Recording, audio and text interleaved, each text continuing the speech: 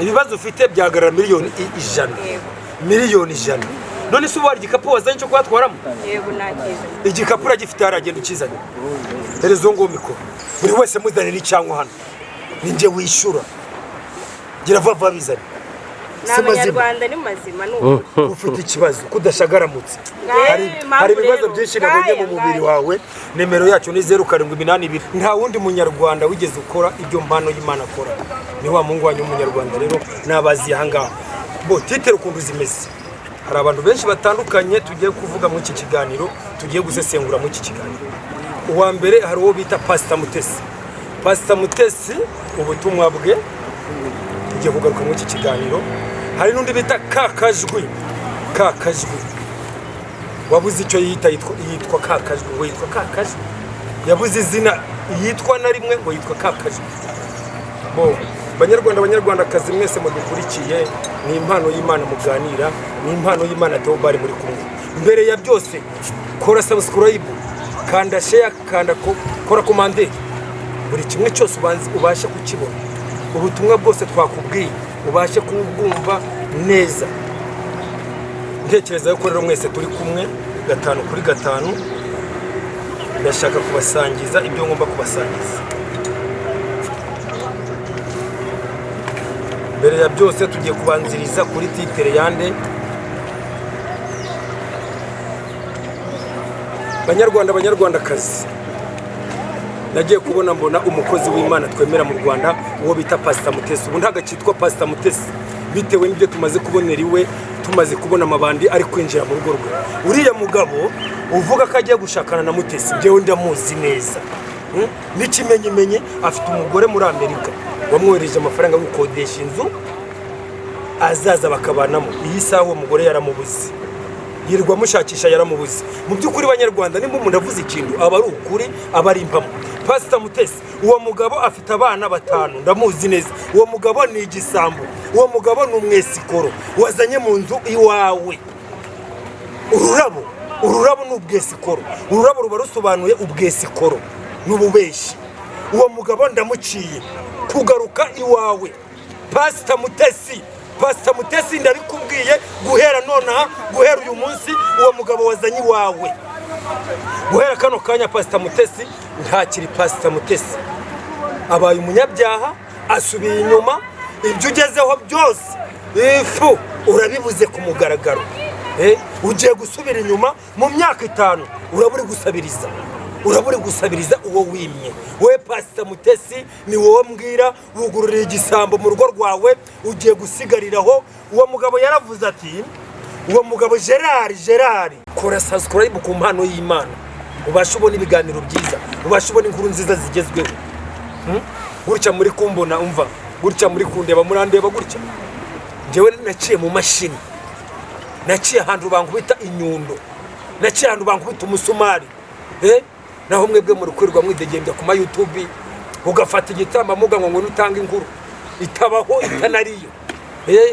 ukaza kubwira umuntu ati ngwino ngwese nkani miru uvuye ko Theobald yakwese konse Theobald ndabiyamye umva ndabiyamye 1 2 3 ndakwiyamye cyangwa nushaka uzavuga wanze kuvuga waheze mu nda ya nyina zana izo ngoko nawe hano wowe urava handi kandi arangije kundeba uzanye koko bizane gutyo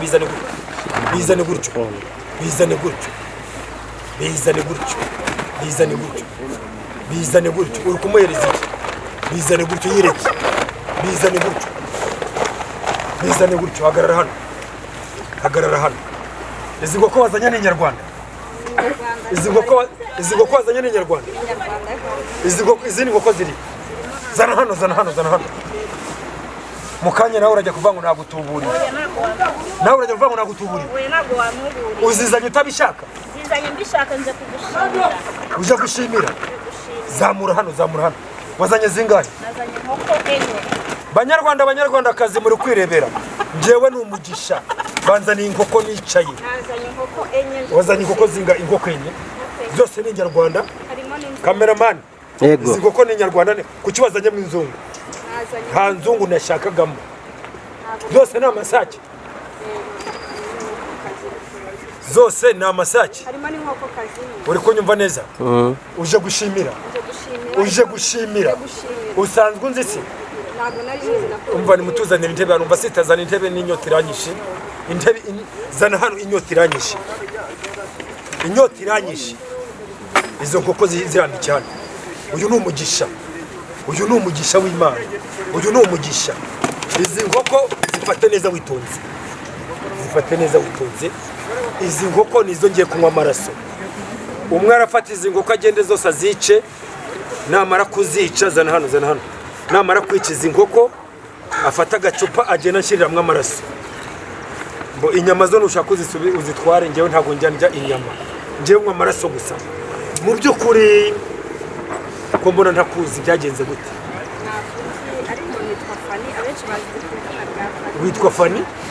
Nari ntuye Bugesera. Wari utuye mu Bugesera? Nari mu Bugesera. Mudutize kuri mikrofone. Wari utuye mu Bugesera? Ngo inkoko zo nushaka ubuteretse hano ziragenda se? Ziragenda. Komeza umbwire nge ntabwo nkuzi. Ntabwo twari tuziranye, nari ntuye i Bugesera. Nababwiye ko abenshi banzi ku izina rya Fani. Yego. Nari ntuye i Bugesera, nza kukubona kuri YouTube. Yego. Nza kubwira abantu ngo banshakire nimero yawe.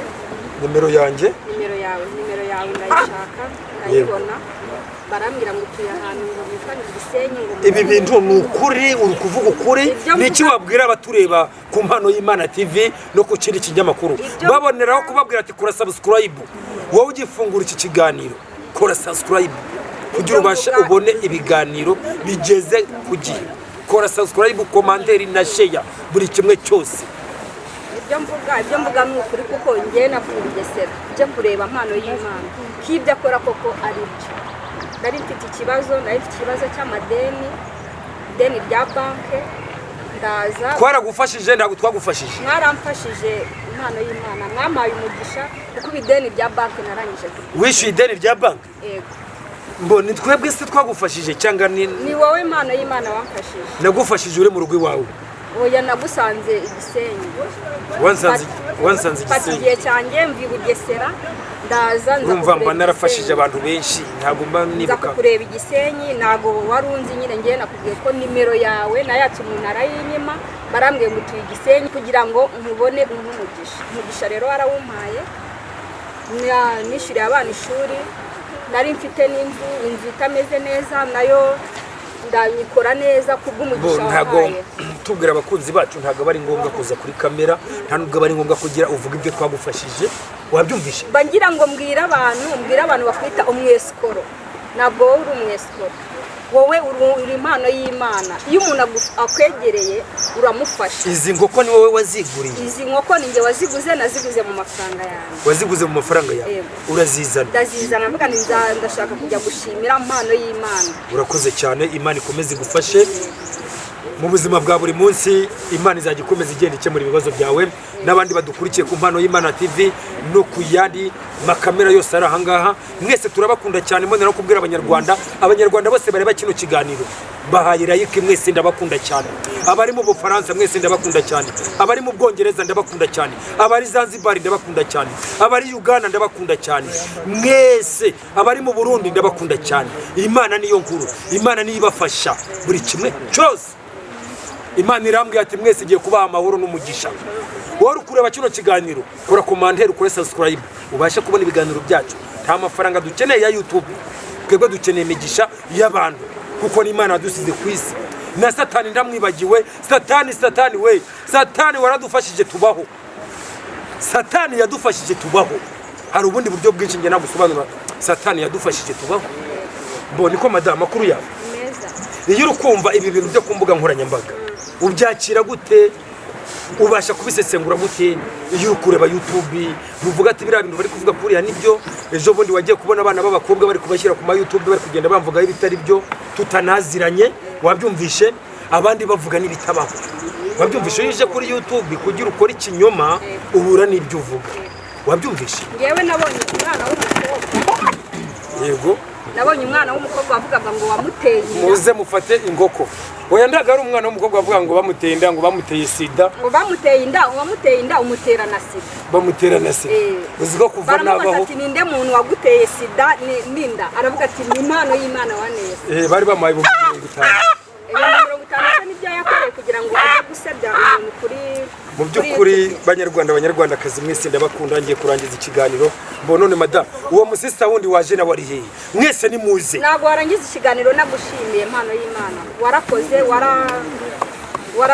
waramfashije nakubwiye ko nishyuye ideni rya banki ngwino hano sister ngwino hano inyuma yanjye ngwino hano inyuma yanjye tuvugana kandi koko narabyishyuye nari isana cyakeneye umugisha wawe amakuru meze tukamuhana uriyangana upfukame ugake umeze ute bo banza urangize nyine nari nkibwira abantu ntabwo kuri ibyo uvuga ni ukuri cyangwa ni ikinyoma ibyo mvuga ngiye ni ukuri ntabwo ari ikinyoma nkubwiye ko nishyuye ideni rya banki ibyo byimenyere wowe shimira twakire n'uyu nguyu twumva ikibazo hagati aho rero ngewe ndashimira impano y'Imana hari ibyari byarananiye ngiye kubyishoborera ariko impano y'Imana naramusanze ampa umugisha nishyura ideni rya banki ubu meze neza sister bite byawe ni byiza amakuru yawe ni meza uratubwira nk'ibintu bitatu bikuzanye hano eguka neza ngewe ikintu cya mbere kinzanye hano nje gusaba umugisha uje gusaba umugisha ese nta muntu waza mboneraho kubwira abantu mwese ntago waza kuri kamera utaje gusaba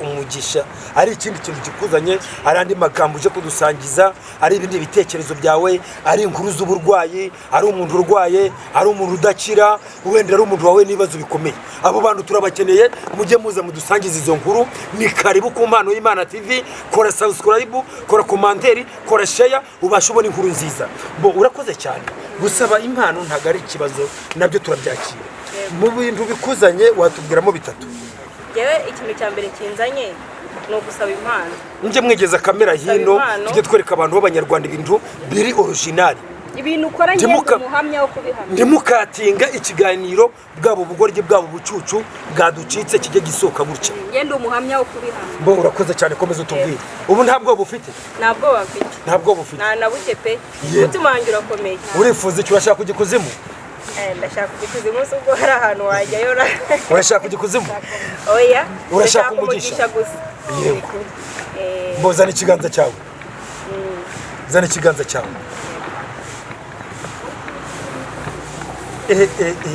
uzi ko ufite ibibazo bikomeye cyane ufite ibibazo bitandukanye uri kunyumva ibibazo ufite urabizi ntabwo ubizi ibibazo ufite ntabwo ubizi ni ngombwa mbikubwiriye kuri kamera ni ngombwa cyangwa mbikubwira inyuma ya kamera oya byaba byiza wanyureramo muri makeya wowe ndi kukubaza amagambo nabi ngubwirire inyuma ya kamera ngubwirire hano kuri kamera nze kumbwirira inyuma ya kamera nze kukubwira inyuma imikoshi uyikura kuki dore umaze iminsi 2 umaze iminsi 3 hari umugabo mwaryamanye wabyumvishe ni ukuri si ukuri ujya najya avuga ibimurimo anajya avuga ibyo ndeba urakoze cyane mu by'ukuri banza utubwire usangize abantu bose bari kutureba kuri YouTube utubwire ikikuzanye yewe mu by'ukuri ufite ibibazo ntabwo njya cyane n'abantu kuri kamera batari kunywa wakakire bano bantu buri wese muzanira icyanwa hano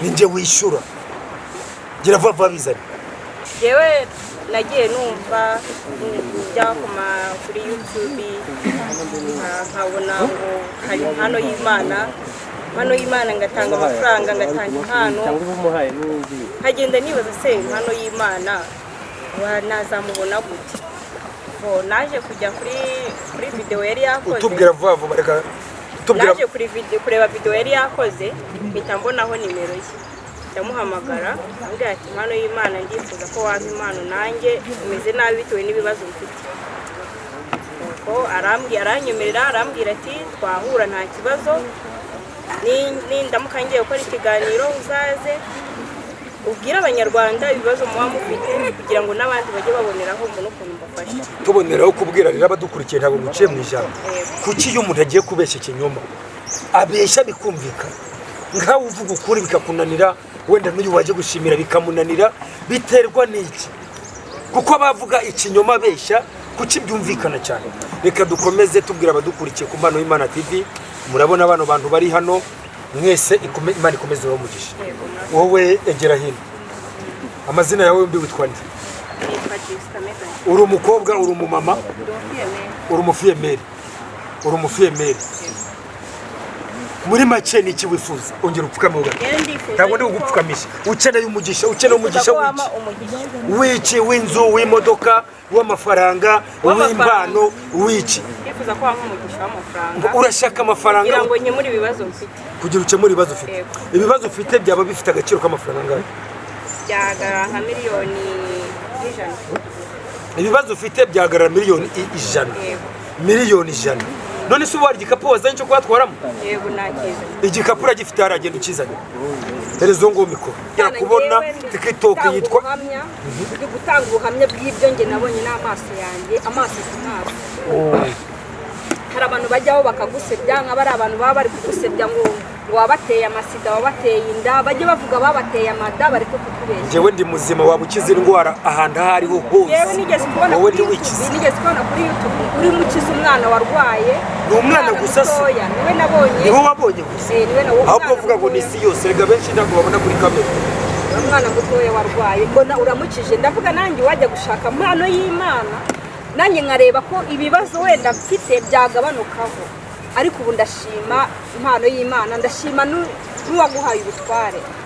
Banyarwanda, Banyarwandakazi mwese turabakunda cyane. Ni wa Mungu wanyu bita impano y'Imana, ikora ibitangaza bitandukanye, ikora ibitangaza bitandukanye nk'ibyo barwabugiri bakoze, abantu bose nibyo ba Yesu bakoze, abantu bose bakora ibitangaza. Rwose iyi saha gica kino gipapuro nagindura amafaranga. Impano y'Imana bavuga ngo ugikuzimu. Yego. Abantu bavuga ngo ugikuzimu. Yego. Ikuzimu habaho cyangwa ntago habaho? Ikuzimu haba, ariko ntago wapfa guhita uhabona. Abo bantu bose babivuga bo bazagiye bakagira impano nk'iyawe. Ikuzimu habaho, ariko ntago umuntu wese nawe yapfa kubona ikuzimu. Eliminati ntago iba muri Afurika. Abiyandikisha muri Eliminati bahita bagenda. Umuntu uba muri Eliminati aba ari umukiri ukomeye cyane. Eliminati ikunda kuba muri Amerika. Wabyumvishe? Ariko niba ushaka ubukire warabubonye. Ntabwo n'ubundi sindagerayo. Ntabwo uragerayo. Ntabwo ndagerayo. Nanjye bampeho ariko. Bo baguha iki? Twebwe ntabwo twemere gutanga amafaranga mu kiganiro, nta n'umuntu twemere gufasha mu kiganiro. Niba ushaka ko tuzatugufasha, ujye uza udusange aho turi, ujye uduhamagara tugufashe. Biriya bafite irindi zina babyita. Wabyumvishe? Cyakora umbwiye kuri telefone nakuremera. Kuri telefone nakuremera, ariko ibyo byose nta kibazo. Boneraho kubwira abantu bose bafite ibibazo bitandukanye, mujye muduhamagara mutubwire. Nimero yacu ni 0783. Yewe muntu ufite ibibazo bitandukanye, mujye mwirinda aya macano apfa, mwirinda aya macano ayari yose muri kubona hirya no hino. Ari amacano yose nabisikoro. Mwirinde ari amacano. Reba Kiranuka TV yafashe umuntu igenda imushyiraho gukora ibitangaza, ari kugenda yesikoroka abantu. Uriya muntu ejo bundi yavuye ku musambi, uriya muntu ejo bundi ahandi hariho hose. Uriya muntu, abantu bo ku mpano y'Imana bose mujye mubareba, tugomba kubafasha. Impano y'Imana TV icyo yaziye no gufasha Abanyarwanda n'abandi mu isi muri rusange. Reka turangize ibiganiro byacu muri aka kanya, ariko mboneraho kwiyama Pastor Mutesi. Wazanye ibandi iwawe, wazanye umujuri wawe. Ariko natwe twese batwita abajura, natwe twese batwita amabandi, ariko Imana niyo nkuru. Warahi wakibaru, Imana niyo nkuru. Imana niyo nkuru. Ibyo dukora turabikora, abo dufasha turabafasha. Ariko iyo ufashije umuntu ntago ari ngombwa ngo aze kuri kamera. Banyarwanda, Banyarwandakazi mwese mudukurikiye, ba diaspora bari hanze muri Amerika, Australia, Kenya, Nairobi, mwese turabakunda cyane. Imana irambwira ati, Imana yarambwiye ati abantu bareba Impano y'Imana TV igiye kugenda ibongerera umugisha, igiye kugenda ibongerera amahirwe. Iyi Imana uvuze ati Imana nyongerera amahirwe, Imana irakongerera. Wabyumvishe? Wowe ureke gushakira amatiki uyu munsi wa none, ntago ndi bukora ibitangaza cyangwa ngo werize Imana. Reka ngushakira itiki kugeza aho wavuye, urukumva mutamu. Mureke mbashakira amatiki. Umuntu wese wageze ku Impano y'Imana TV yabaje kudusangiza amagambo yewe afite mu kanwa ke, yabaje kudusangiza ibitekerezo cyangwa ubuhamya bukomeye, amatiki arahari. Umva madamu, kambashakira amatiki mugende. Wowe wavuze ko twagufashije, amatiki nagarenze. Akira mwebwe, na icyambere na amatiki. Akira icyambere na amatiki, icyambere na amatiki. turakomeza tuze kubarebera amatiki. Icyambere ni iki? Icyambere ni amatiki. ariko turagushaka tuzaga Mwebwe icyambere ni amatiki. dukeneye umugisha Njyewe yenda cyawukeneye Mana ikintu cyambere mashaka ni ukubaha amatiki. Iyo umuntu yageze ku mpano y'Imana TV ahabwa iki? Amatiki. Wowe niyo waba ufite etaje, niyo waba ufite ibirenze, iyo ugeze ku mpano y'Imana n'amatiki akira. Wowe tugwaye mu 20, wowe tugwangaye, ariko musisa ko egera hino kumeze nk'umuntu ufite ikibazo. Si mazima nawe yashimye. Abanyarwanda ni mazima n'ubu Ufite ikibazo kudashagaramutse. Hari ibibazo byinshi nabonye mu mubiri wawe. Ibibazo byinshi ufite mu mubiri wawe ni ugomba gufasha ukabikira. Nawe ngomba kubasengera, ariko si ngombwa nsengere kuri kamera. Ibibazo byose ufite bizajya bigenda bikiranuka. Banyarwandakazi mwese mudukurikiye, kora subscribe, commentaire na share ubashe kugira ibyo ubona. Nta mafaranga ya YouTube ikeneye. Nubaha Imana na Satani. Impamvu nubaha ibintu bibiri rero. Iyo ucejeje abami benshi uhura n'ibibazo. Hari abo nabonye ba mbere, hari n'aba kabiri, hari n'ibyo kurikiye. Wowe uribaza ati kuzimu ndi haba watabahose. Mwijuru ndi haba watabahose.